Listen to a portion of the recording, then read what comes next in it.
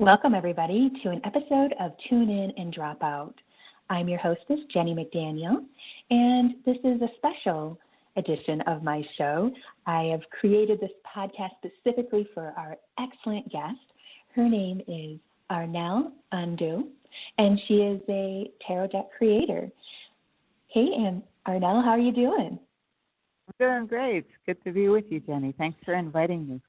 Oh, it was my pleasure. You know, I saw something float around on social media about tours in Italy with tarot cards involved. And I'm like, she is speaking my language. I have to know more about this woman. And so I did a little stalking on the internet, so to speak, a little research really is what it was. And I was like, oh my gosh, she's so depthful and has so much skill and knowledge. I'm gonna have to create a special podcast for her. So really the pleasure is mine.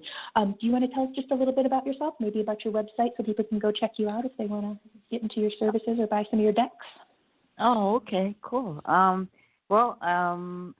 self-published and handmade tarot decks since 1995. I've been into tarot since the 1980s, and I've gotten a lot out of doing that and sharing it and interacting with other deck creators and dealing with great customers, some of who have become friends. And But equally gratifying has been publishing decks with wonderful women artists whose art I really resonate with, and deep poetic writers like Ellen Lorenza Prince of Dark Artist and Throw of the Crone, and the Italian artist Carmen Sorrenti of Larkus Tarot. And so that's been really enriching and meaningful as well.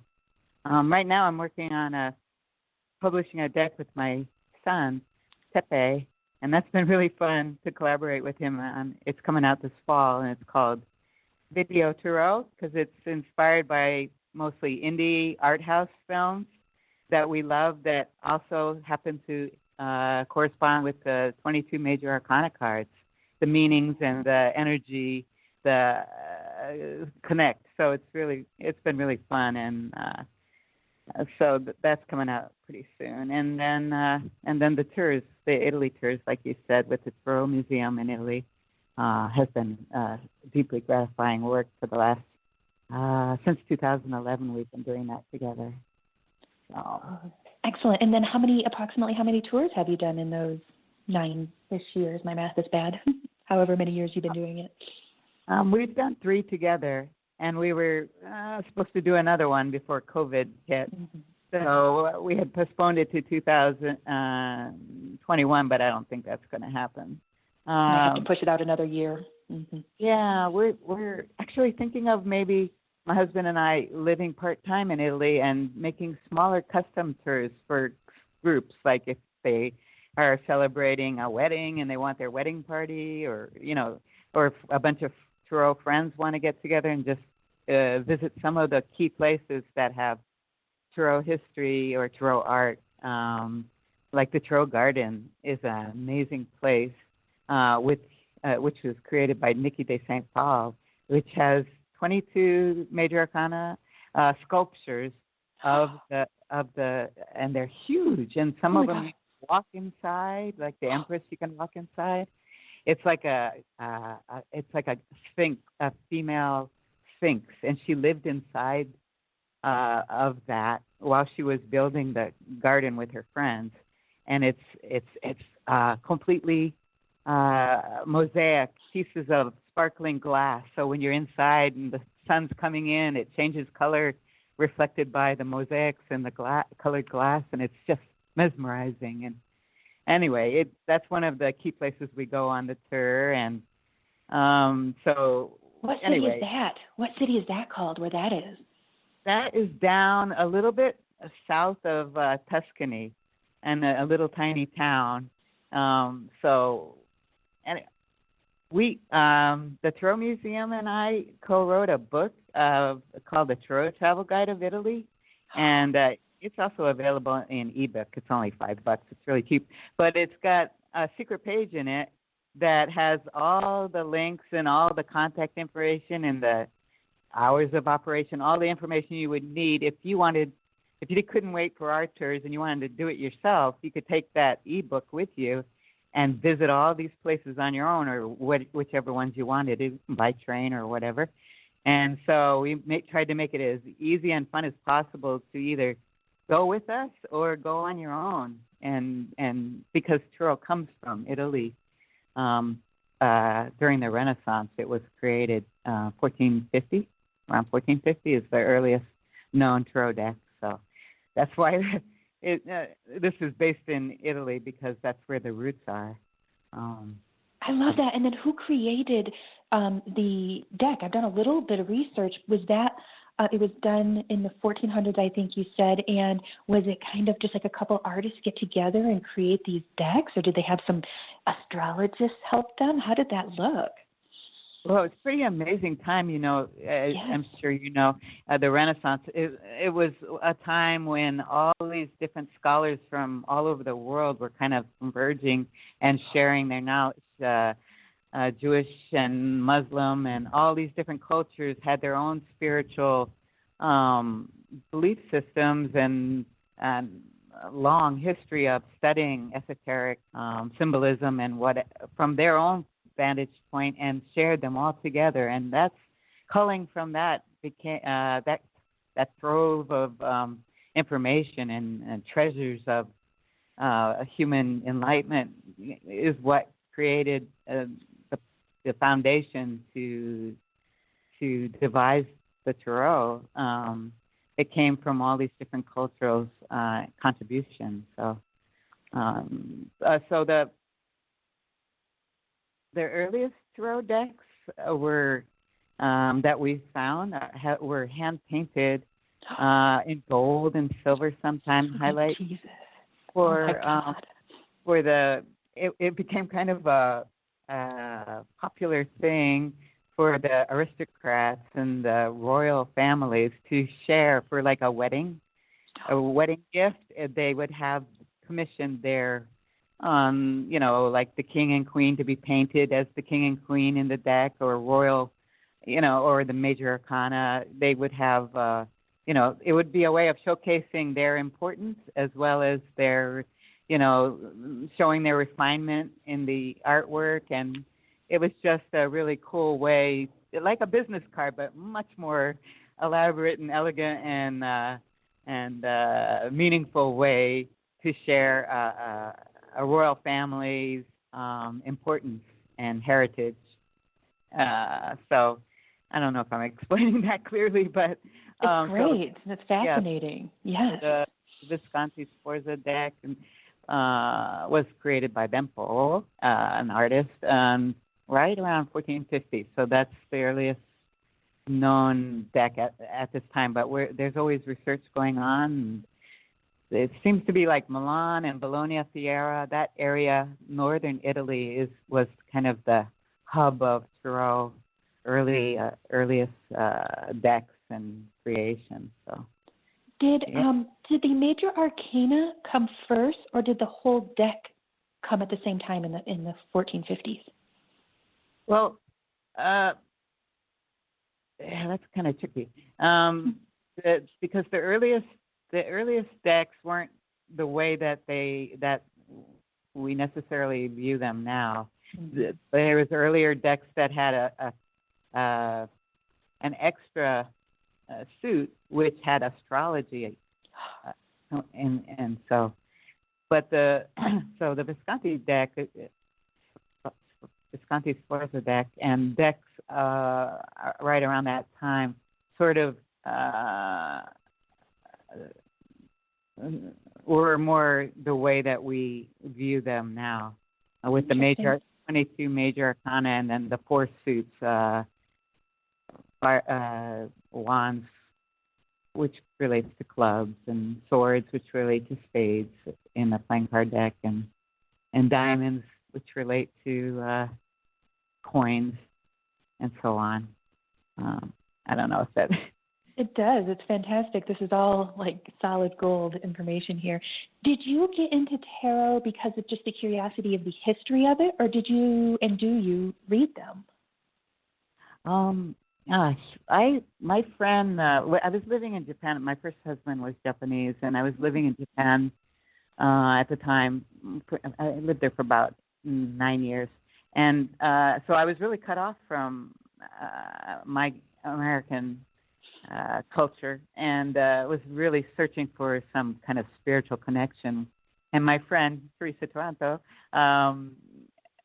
introduced me to tarot and did readings for me. And she was an early collector back in the 80s, and so she gave me a deck, and that kind of set me off on my fascination with tarot.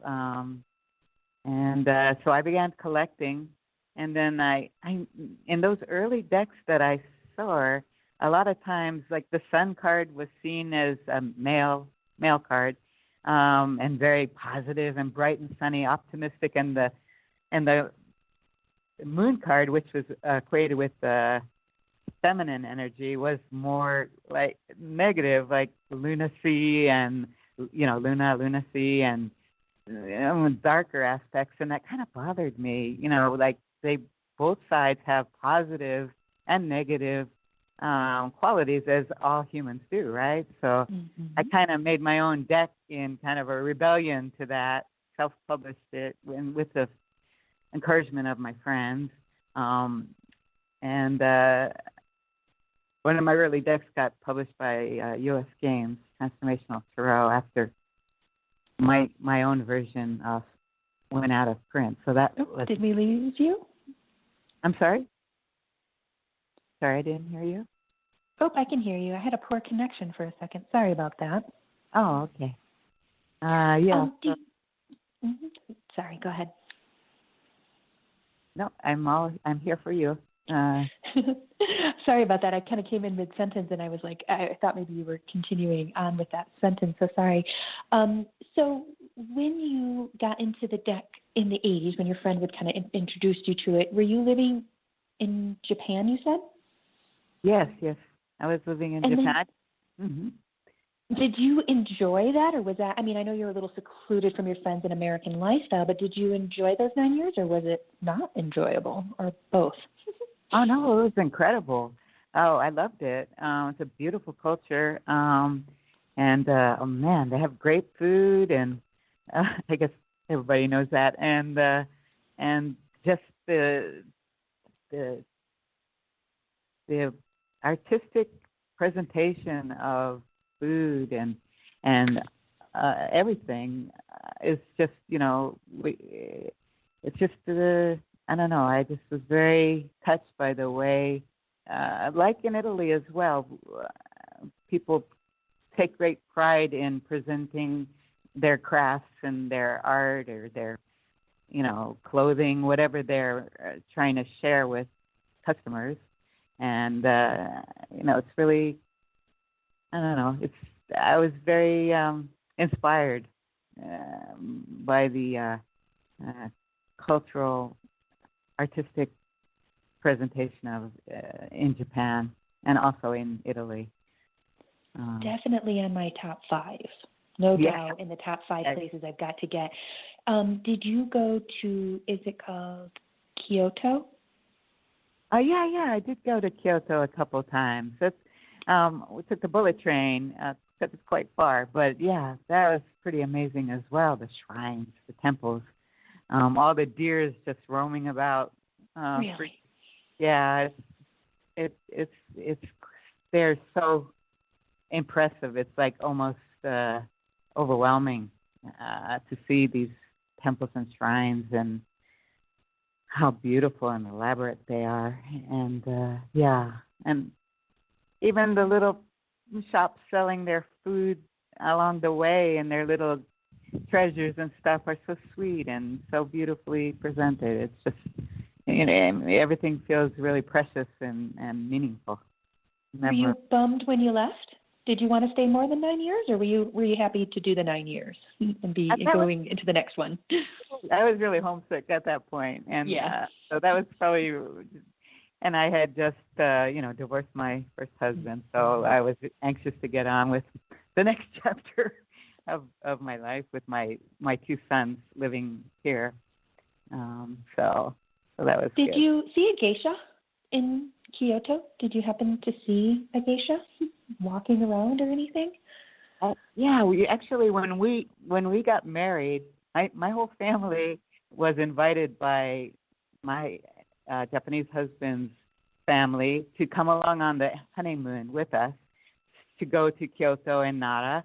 So we all went together, and my ex-husband's professor set up a meeting that we could go to a geisha house and have snacks and be entertained by them. And it was just such a charming and beautiful experience, how beautiful they were and how elegant, and they were playing with the traditional instruments and singing and doing a little dances, and just really lovely individuals. It was really a sweet experience to share with my family. And all the little snacks were so yummy too. We had the traditional tea, and there was like grasshoppers and exotic things to eat as well, which we hadn't had before. But they were tasty, actually. Your family got some culture dished right up for them, didn't they? Because you're from America, right? You're born here, right? Yeah. Well, yes. And my father had, he was in the military, so he had traveled the world. So he is, he knew a lot. And my mom loves to travel. She always has. So, and my brothers and sister, it was really meaningful to share that with them that whole time. So yeah, it was cool. Beautiful. And then, at what point did you? At this point when you're living in Japan, had you already been to Italy, or did that come into the next chapters? Yeah, that became way later. The first time we went to Italy was with Brian Williams, who was sadly he died. He was a great writer, Tarot writer, and he published many decks that people might know, like the Pomo Tarot is my favorite of his. But anyway, he started the Italy tours. In fact, we went on his 2 tours, 1999 and 2000, and they just blew us away. I wasn't really into Tarot history at the time. I really didn't know much about it. I was just making Tarot decks and loved Tarot art and symbology and the mythology of it. But I really was unaware of Italy's deep roots, Tarot. So he really opened us up to this whole living Tarot art form in Italy and took us to all these wonderful places. And when he was sick and dying, we went to his he kind of did a party before funeral when he knew he had cancer, and he invited all his friends from all over the world who wanted to come to a party to celebrate with him. And my husband and I talked with him and said, would you mind if we did some research and tried to carry on your legacy and keep these tours going? And he said, yeah, that would be great. So we do it in his honor, in his name, to continue these meaningful Tarot tours with other people that are of like mind. It's always so fun to share with people who are also into Tarot and who are very often Tarot artists themselves, or writers, or Tarot scholars, historians, or Tarot readers who enjoy doing readings for each other during the tours, or collectors. A lot of people who want to stop at all these places we go and search for Tarot decks, which you can sometimes find in like tobacco shops, and because they're considered, they still play Tarot as a game, like a Trump game, not Trump the president. I mean Trump, right. Like spades or hearts, where it's that type of thing. So you sometimes see old men at a bar outside smoking cigarettes playing Tarot in this manner. So you can find sometimes obscure Tarot decks in tobacco shops there, but there are some Tarot shops as well. But yeah. So anyway, we always have. it's nice that you carried on his legacy and that you're doing some of the tours in kind of tribute to, what did you say his name was? Brian Williams. I'm writing it down so I can do a little research later. Oh yeah, he's very beloved in the Turo community, and he's like he's a patron saint, we say. Thalassa, who was a great friend of his, who did the Turo conventions up in the Bay Area called BATS for decades. They were best friends, and she dubbed him Santo Briano, Saint Brian, because and he's considered like a Renaissance man because he was so eloquent and the way he could share the Turo history in a very colorful and meaningful, engaging way. Just the way he spoke and wrote, and his art was also very wonderful and versatile. All his decks were a bit different, so yeah, we really miss him. He went way too soon. Do you think that after COVID that we will experience maybe another renaissance? Because from my understanding, the renaissance came after the plague had cleared a bit so that people could resume their life. Do you think, and certainly you're no prophet per se, but would you, just looking at it and having your own thoughts, but do you think that we might come into another renaissance? I'm hoping so, but I don't know. I'm wondering what you think. Yeah, I think you're right, Jenny. I think that there's so many people that are during this incubation time are having an opportunity to really think about things deeply and meaningfully for themselves, and that want to share creative ways of making life more meaningful and connecting more deeply with each other. And I really do think so. I love that. It's good news. You know, it's always nice to hear these little perks of little gems of good news, little optimism in the times that we're in, which are so changing and, well, they are how they are.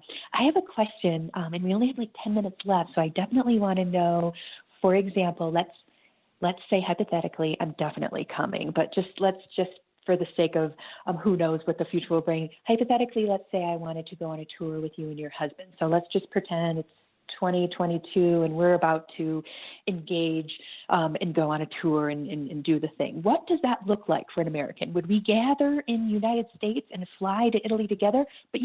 Or would you already potentially be there and we'd kind of meet you there and meet you at a spot and tool around with you? How does that look? Well, since it's an international group of people, it'd be kind of hard for us to go together. So we meet at the first hotel, which in previous years has always been like just a 5-minute walk from the train station in Milan. So you fly into the Milan airport and you take a little shuttle to the Milan train station and you walk 5 minutes to the hotel. And then we usually have dinner with Osvaldo Menegassi that night or the next night and visit his incredible Turo shop, which he has handcrafted decks and shadow boxes and all these decks. He's created beautiful decks since like 1970 something, I think was his earliest deck. He's 90 now, so 90 years old this year. So he's like a maestro. And he is always a part of our tours and visiting his shop at least once on the tours. It's just really close to the hotel that we stay. And then we have a tour bus that we charter. And so we go from place to place together. And there's always some time for people to explore on their own in between all the key places that we want to share. So we go to, Bologna, and usually Milan, Bologna, that Turo garden I told you. We go to the Turo Museum, and they throw a garden party for us and invite Italian Turo artists and performers, and so it's really, really special. And we go to a palace, that has frescoes of women playing very famous now, women playing Turo in a little boat. the actual fresco was removed, but it was painted over so you can see where it was, and that was back in the Renaissance. A lot of things like that. It was really popular. Turo was really kind of a cool thing to do. That's how it's kind of like advertising, where showing how cool you were by having Turo art frescoes on your walls. So we visit some places like that too. Excellent. And then tell me, would you pick certain restaurants that you feel like are suitable, or is that up to the person to choose, or how does that work? So the restaurants, Marina and Ernesto, who run the Turo Museum, they would check out restaurants that they really like and choose some group meal choices because it's a good big group. And so most dinners we'd share together, and sometimes one of us would buy a bottle of wine. Wine is pretty reasonable there, so we'd buy the wine for the group, or one of the people in the group would buy wine if people want it as an extra. But anyway, we'd have wonderful meals, and we always go back to our favorite restaurants, the ones that are most popular with everybody, if we're going to the same destinations. So we have our favorite restaurants that we revisit, or we try to find new ones. And then there's always 2 or 3 nights that people go off and find their own places. And all lunches you're on your own to enjoy and share with friends on the tour that you want to hang out with. So there's plenty of free time and plenty of group time. It's a real it's a blast. We have a great time. So I already got a couple gals that are interested in going, and I'm like, oh, whenever she lands the next one, we should definitely go. I would have a hard time deciding what I liked better, the food or the tarot history. I love them both exquisitely, so it would be hard for me to choose which one is better. I'll just devour them both when I get a chance to go. Between that and the villas and the sites, oh my God, it'll be just amazing. It's like overwhelmingly magical, where you're kind of like, I'm going to need a few days to recover from all this wonderfulness. And then wonderfulness hangover. You got to let that absorb for a couple days. Exactly. And then everybody shares their pictures, right, from the trip, and then I make a slideshow of the best pictures, so everybody has a little slideshow presentation of the highlights of the tour, which I also post online. So that's kind of a special souvenir for them as well, Is it? You said it was a large group. Approximately how many people might be on a tour? Well, we don't want to do more than 35. That gets to be a bit much, and the tour bus can't handle more than that. But so it's usually between 20, 25, 35. But after COVID, we might, like I said, we might do smaller, more custom tours. Not because our tours up till now have been 2 full weeks, 14 days, which, like we were just mentioning, can be a bit overwhelming, with so much beauty and good food. And it's like you need time to digest 2 weeks worth of fun, right? Definitely. Come back and go on a fast and not eat for a couple of days, and fast for several days probably after enjoying all that food for so long, to kind of let your digestive rest and then let all that knowledge come in. Well, Arnell, it's been a pleasure, and we're coming close to the end of our show, and I was hoping that maybe you could tell people what your website is so they could go ahead and take a look at your findings there. Oh, yes. My website is Arnell, Art, one word, ARNELLART.com. Easy and enough. There's little rollover buttons with all the different things and more that I've mentioned that we've talked about. So thank you so much, Jenny. I've really enjoyed this. I appreciate you so much, and you'll have to come on the next season of Alchemy Sisters. Alchemy Sisters is another show that I have on this podcast network, which is Heart Over Ego Radio, and we'll touch base next year, and we'll do another little interview over there and be able to get a little more information since today went so fast.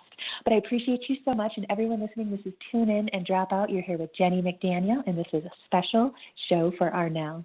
And we appreciate you all, and go to any major podcast app and search Heart Over Ego Radio, you'll find upwards of 15 shows a week of all different kinds of enlightened information, anywhere from channeling to tarot to astrology to just interview type shows like we did today. Go ahead and search us, and also search our sister station, Third Eye Political Radio. If you like how we do spirituality, you're going to love how we do politics. And until next time, have a lovely night.